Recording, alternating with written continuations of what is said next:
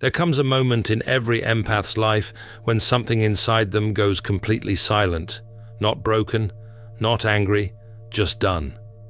Carl Jung discovered this wasn't depression or emotional exhaustion. He called it the final stage of spiritual awakening, and it terrifies everyone who witnesses it. Because when an empath stops caring, they don't become cruel. They become untouchable. And that changes everything. Jung spent decades studying patients who reached this state. What he found challenges everything we think we know about empathy, spirituality, and personal transformation. The moment the empath stops caring isn't the end of their journey. It's the beginning of something far more powerful. And understanding why this happens might be the most important psychological insight you'll ever encounter. Before we understand why empaths stop caring, we need to see what brings them to that edge. Jung documented a consistent pattern across his most sensitive patients. These weren't people who occasionally felt things deeply. These were individuals whose entire nervous system functioned as an emotional receiver for everyone around them. They walked into rooms and immediately absorbed the psychological atmosphere. Family dinners left them exhausted from managing everyone's unspoken tensions. Friendships drained them because they carried both sides of every conflict. Romantic relationships nearly destroyed them because they felt their partner's pain more intensely than their partner did. Jung called these individuals the emotional shock absorbers of their social systems. They didn't just empathize with suffering. They absorbed it, processed it, and somehow transmuted it so others could function. Parents dumped their anxiety onto them. Siblings used them as free therapists. Partners treated them like emotional support animals who existed solely to manage their moods. And here's what made Jung's observation so disturbing. These empaths never complained. They accepted this role as their purpose. They believed their sensitivity was meant to serve others, that their gift obligated them to sacrifice their own peace for everyone else's comfort. They wore their exhaustion like a badge of honor, proof they were good people who cared enough to suffer. The cultural conditioning ran deep. From childhood, they had been praised for being understanding, for making others feel better, for keeping the peace. Every time they suppressed their own needs to accommodate someone else, they received validation. Every time they absorbed someone's anger to prevent conflict, they were told they were mature beyond their years. This positive reinforcement created a pattern of self-abandonment that felt like virtue. But Jung noticed something the empaths themselves couldn't see yet. Behind their compassionate facade, their psyche was keeping records. Every manipulation, every betrayal, every moment someone took advantage of their kindness. The empath's unconscious mind wasn't just absorbing these experiences randomly. It was cataloging patterns with surgical precision. Consider a composite case profile that illustrates this dynamic perfectly. We see this pattern in the narrative of an individual who spent 15 years managing their family's dysfunction. They knew exactly which words would trigger their mother's guilt trips. They understood the precise emotional sequence their father used to avoid accountability. They could predict when siblings would manufacture crises to regain attention. They had mapped every psychological game being played around them with the accuracy of a cartographer charting familiar territory. But here's what Jung found most remarkable. Despite possessing this knowledge, they never weaponized it. Not once. They just kept absorbing, kept caring, kept giving, until something fundamental inside them began to crack. Their consciousness had become a detailed archive of everyone else's patterns, while their own needs remained buried under layers of service and sacrifice. This created what Jung identified as a dangerous psychological split. On the surface, the empath appeared functional, even thriving in their role as caretaker. But beneath that surface, resentment was accumulating like pressure in a sealed container. Not conscious resentment that could be expressed and released, but unconscious resentment that poisoned their sense of self. The breaking point always came from betrayal, not simple disappointment or minor conflict. profound betrayal from someone the empath had protected, defended, and loved unconditionally. Jung documented this trigger point across dozens of cases, identifying it as the catalyst that forces shadow integration. Let's examine a narrative illustration that demonstrates this pattern. Consider the story of someone who discovered their partner's infidelity after years of managing that partner's emotional instability, depression, and anxiety. Or perhaps the adult child who learned their parent had been speaking cruelly about them behind their back after decades of serving as the family's emotional glue and mediator. Or the friend who discovered devastating lies after years of carrying secrets and providing unconditional support. What made these betrayals so destructive wasn't just the act itself. It was the empath's sudden recognition that they had seen the warning signs all along and ignored them. Their intuition had screamed the truth for months or years, but they had silenced it. They had chosen to believe the best in someone who was showing them exactly who they were. They had betrayed themselves to maintain their fantasy of who others could become. This self-betrayal cut deeper than the external betrayal. The empath realized they had participated in their own exploitation. They had ignored their inner voice, dismissed their gut feelings, and overridden their boundaries to maintain relationships that were destroying them. The anger they felt wasn't just toward the betrayer. It was toward themselves, for allowing it to continue long after they knew better. Empaths aren't broken, they're alchemists in progress. The Alchemist's Path gives you drills, Jung-based boundaries, and 3 exclusive chapter videos to turn overwhelm into clarity. By Surreal Mind, 236-page downloadable ebook, in stock. Begin now at thesurrealmind.com. That realization shattered something fundamental. Not their heart, their illusions. Jung called this the withdrawal of projections. The empath had been projecting goodness, potential, and innocence onto people who didn't possess these qualities. They had been seeing not who people were, but who the empath desperately wanted them to be. When those projections finally collapsed, the empath didn't cry or rage or fall apart the way everyone expected. Instead, something far more terrifying happened. They became quiet, unnaturally calm. Their eyes changed, not with tears, but with clarity. The fog lifted, and for the first time in their lives, they saw reality without the distortion of their desperate hope. Jung described this moment as one of the most chilling psychological transformations he had ever witnessed in his clinical practice. The empath stopped performing emotional labor. They stopped managing other people's feelings. They stopped explaining, justifying, or apologizing for their own needs. They didn't announce these changes. They didn't make dramatic declarations. They simply stopped participating in the dysfunctional systems they had been holding together. Family members who had relied on them to mediate conflicts suddenly found themselves having to face each other directly.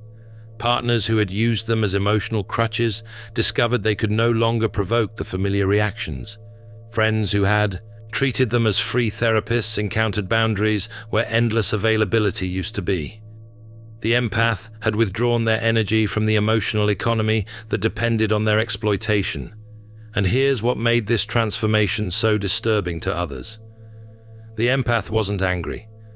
Anger would have been familiar, manageable, something others could work with or manipulate. They knew how to handle the empath's anger, because it always dissolved back into forgiveness and resumed caretaking. This wasn't anger. This was complete indifference to the emotional games that used to control them. People around them tried everything to provoke the old responses. They manufactured crises. They played victim. They guilt-tripped and manipulated. But nothing worked.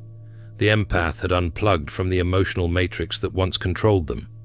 They watched these attempts with detached curiosity, like a scientist observing predictable behavior in a laboratory setting. Jung identified this as the integration of the shadow. Every empath carries a shadow self they've been taught to deny. The part of them that's selfish, that prioritizes their own needs, that refuses to save people from themselves. Society had convinced them this shadow was evil, something to be suppressed and overcome. Religious teachings told them selflessness was virtue. Cultural narratives praised endless sacrifice. Family systems rewarded their self-abandonment. But Jung understood that this shadow wasn't evil. It was the empath's survival instinct. It was their psychological immune system trying to protect them from being consumed by others' dysfunction. When the betrayal finally forced them to integrate this shadow, they didn't become cruel. They became complete. The selfish shadow merged with the compassionate light, creating something society had never prepared for. An empath who could feel everything, but chose consciously where to direct that feeling. An empath who saw through manipulation, but no longer felt obligated to pretend they didn't. An empath who loved deeply, but only those who had earned access to that love through reciprocity and respect. This is what Jung meant by the final stage of spiritual awakening, not transcending the ego, but integrating all aspects of the self into conscious choice. The empath had spent their entire life caring for others at their own expense. Now they were learning to care for themselves with the same intensity they had once given away so freely. This wasn't selfishness. This was self-preservation, finally being honored as sacred. The shift in energy was immediate and unmistakable. Where the empath had once radiated warmth indiscriminately, they now emanated something more selective. Not coldness, but consciousness. They no longer leaked emotional energy to anyone who demanded it. Their presence felt different, grounded, impenetrable. They had become what Jung called selectively empathetic. This selectivity looked like boundaries to some and cruelty to others. The empath stopped responding to manipulative texts immediately. They let phone calls from energy vampires go to voicemail. They said no to requests that once would have guilted them into automatic yes. They stopped attending family gatherings that left them emotionally devastated. They ended friendships that had always been one-sided. They walked away from people they had spent years trying to save. But here's what outside observers missed. The empath hadn't stopped caring about these people. They had stopped caring about maintaining relationships that required them to betray themselves. They had stopped caring about being liked by people who had never truly valued them. They had stopped caring about keeping peace in systems built on their silent suffering. The empath finally understood a truth that Jung had tried to teach for decades. You can't love others well until you love yourself first. Not the shallow self-love of narcissism, but the deep self-respect that refuses to participate in your own destruction. This was the foundation that had always been missing from their relationships. In the workplace, this transformation manifested as professional boundaries that shocked colleagues. Consider a composite example based on strictly observed patterns in Jung's later writings. We see this dynamic clearly in workplace scenarios, where the individual who used to absorb everyone's stress and manage office drama simply stopped.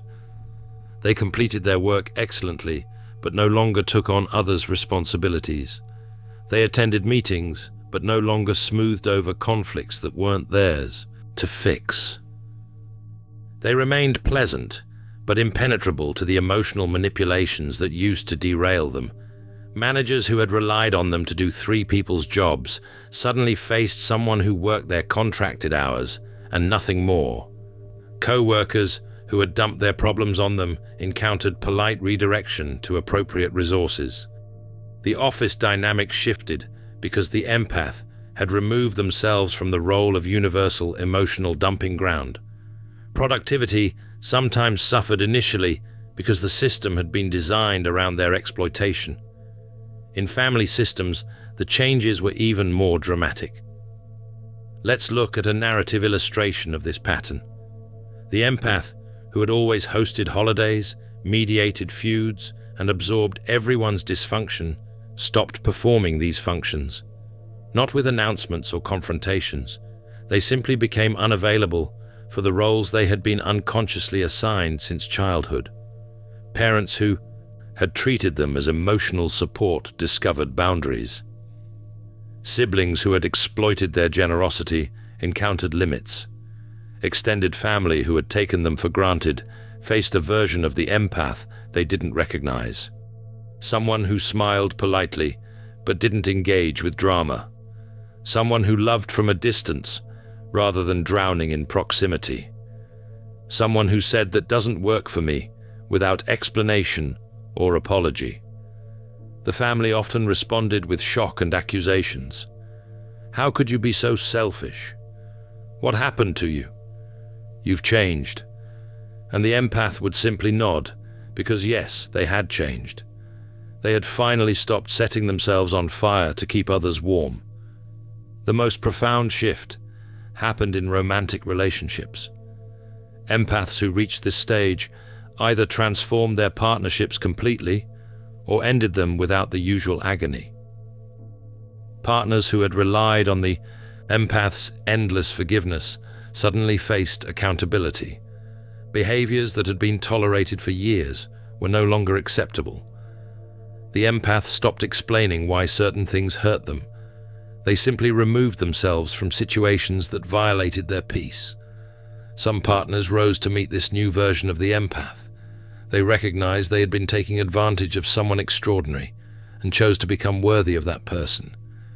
These relationships evolved into something healthier, more balanced, built on mutual respect rather than one-sided emotional labor. The partnership transformed from parent-child dynamics to two sovereign adults choosing each other. Other partners couldn't adapt.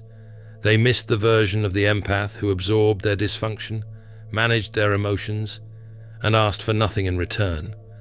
When they tried old manipulation tactics and found them ineffective, they often left, searching for a new empath to exploit.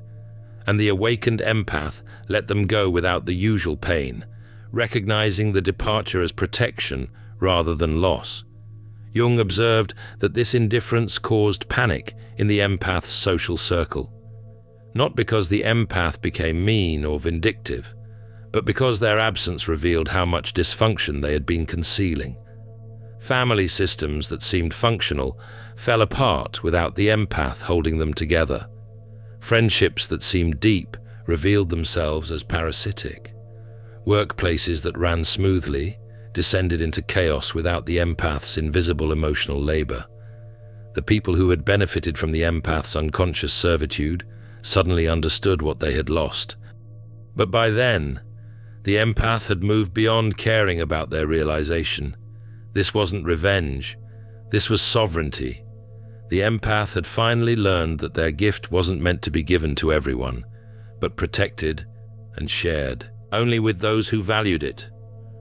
Jung called this state psychologically invincible, not because nothing could hurt the empath anymore, but because they had integrated their capacity to feel everything with the wisdom to choose their responses. They could still sense others' pain, read emotional atmospheres, and perceive unspoken truths. But these perceptions no longer controlled them. They had become the conscious director of their own empathy, rather than its unconscious slave. This is where Jung's research revealed something beautiful and terrifying. These awakened empaths developed abilities that made them nearly impossible to manipulate. They could identify narcissists within minutes of meeting them. They recognized love bombing, future faking, and gaslighting before these tactics could take root. They sensed inauthentic energy and simply didn't engage with it. Their integrated consciousness functioned as an early warning system that protected them automatically. But they didn't use these abilities destructively. They could have weaponized their psychological insight to destroy everyone who had hurt them. They possessed intimate knowledge of others' vulnerabilities, fears, and weaknesses. Yet they chose not to retaliate. They simply removed toxic people from their lives and moved forward. This restraint came not from weakness, but from genuine disinterest in revenge. Jung was disturbed by this restraint, not because he wanted them to seek revenge, but because he recognized how much power they were choosing not to abuse. These empaths had become psychological masters who understood human nature at levels most people never reach. They could manipulate, control, and devastate if they chose. Instead, they used their power to protect their peace and help others who were ready to grow. This selective application of their gifts created what Jung called the empath's mirror effect. Their mere presence made inauthentic people uncomfortable. Manipulators felt exposed without the empath saying a word.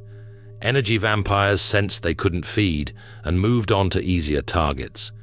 Meanwhile, authentic people felt safe around the awakened empath for the first time, recognizing someone who saw them clearly without judgment. The awakened empath became a living filter. Their consciousness automatically repelled dysfunction and attracted growth. They didn't have to actively vet people anymore. Their integrated presence did it naturally.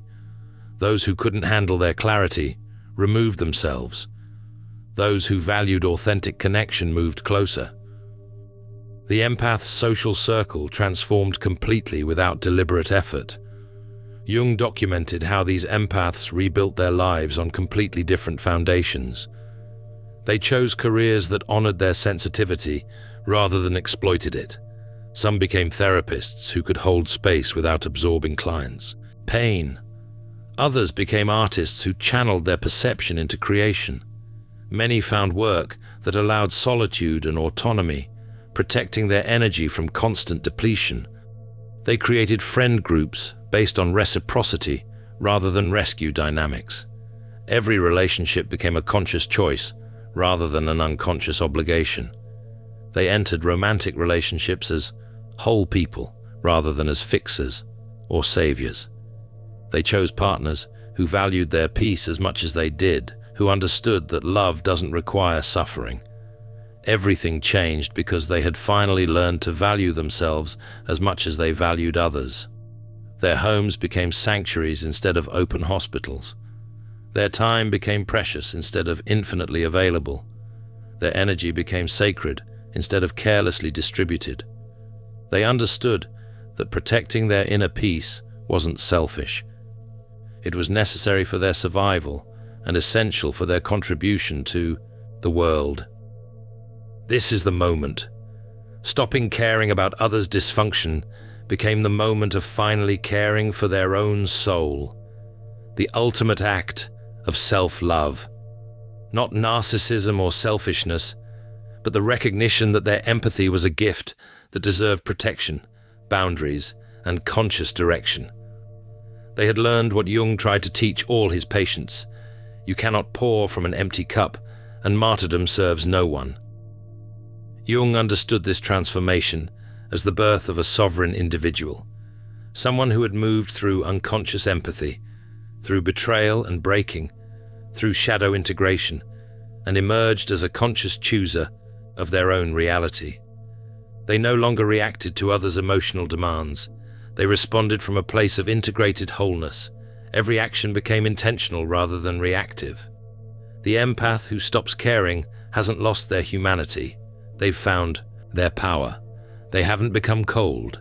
They've become conscious. They haven't stopped loving. They've learned to love themselves with the same fierce devotion they once gave away indiscriminately. This evolution represents the highest form of psychological development Jung identified in his work. This is why Jung called it the final stage of spiritual awakening. Not because there's nowhere left to grow, but because the empath has finally integrated the fundamental lesson. Their sensitivity is sacred. Their energy is valuable. Their peace is non-negotiable. And anyone who cannot respect these truths has no place in their life. This isn't cruelty. This is clarity. The awakened empath becomes what society desperately needs, but rarely deserves. Someone who can feel deeply without losing themselves. Someone who can love powerfully without enabling dysfunction. Someone who can see clearly without becoming cynical. They are love with boundaries, compassion with wisdom, kindness with strength, empathy with sovereignty. This transformation isn't a loss, It's a victory, not over others, but over the conditioning that taught empaths their worth came from how much they could sacrifice. The empath who stops caring about maintaining peace in toxic systems has started caring about cultivating peace in their own soul. They've rejected the false narrative that goodness requires suffering and that love demands self-abandonment. If you have reached this stage of indifference to dysfunction, if you recognize yourself in this awakening, comment "I am done" below. Not because you're giving up, but because you're finally choosing yourself. Like this video if Jung's insights resonated with your journey. Subscribe for more explorations of psychological transformation that society doesn't want to acknowledge, but desperately needs to understand. The moment the empath stops, caring isn't the end of their story. It's the beginning of their sovereignty. And that's exactly what the world needs more of. Not empaths who sacrifice themselves endlessly, but empaths who have learned to wield their gifts consciously, powerfully, and selectively. Welcome to your awakening. You've earned this transformation through every moment you suffered in silence, and now you're finally free. In the Alchemist's Path, perception training for empaths, you'll turn overwhelm into wisdom with practical drills, Jung-inspired boundaries, and step-by-step perception training. This guide includes 3 exclusive chapter videos to deepen each lesson. Written by Surreal Mind, 236 pages, beautifully designed 8.5 by 11 downloadable ebook, in stock now. Start your training today. Feel deeply while thinking clearly. Get The Alchemist's Path at thesurrealmind.com.